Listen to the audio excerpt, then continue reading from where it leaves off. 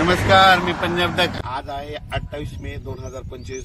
खास करून उत्तर महाराष्ट्रातल्या शेतकऱ्याला अंदाज देणार आहे.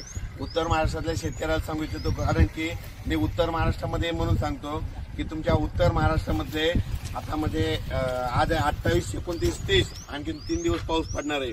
त्याच्यानंतर 31 मे पासून ते 5 जून पर्यंत हवामान कोरडं राहणार आहे, सूर्यदर्शन होणार आहे. म्हणून हा अंदाज लक्षात येतो. माझी तुम्हाला विनंती, तुम्ही काय करा, 31 मे ते 5 जून पर्यंत तुम्ही शेतीचे काम आटपून घ्या, कापसाची लागवडी करायच्या करून घ्या. त्याच्यानंतर तुमच्या उत्तर महाराष्ट्राकडे 6 जूनला परत पाऊस येणार आहे.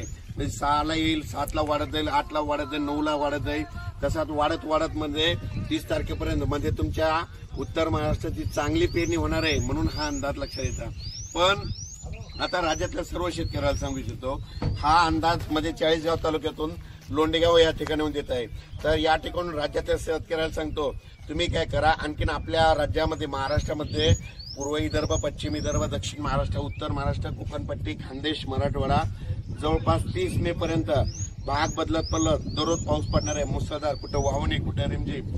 त्याच्यानंतर 31 मेला लगेच वारं सुटणार आहे. 31 मे पासून ते 5 जून 6 जून पर्यंत ऊन पडणार आहे, सूर्यदर्शन करणार आहे.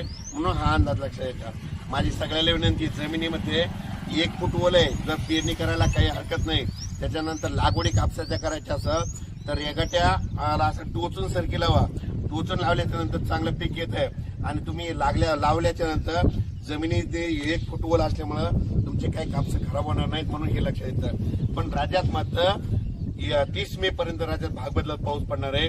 त्याच्यानंतर राज्यातला संपूर्ण पाऊस 1 जूनला मात्र सगळीकडे सूर्यदर्शन होणार आहे. म्हणून हा अंदाज लक्षात घ्यायचा. अचानक वातावरणात बदल झाला, लगेच उद्या एक मेसेज दिला जाईल. धन्यवाद.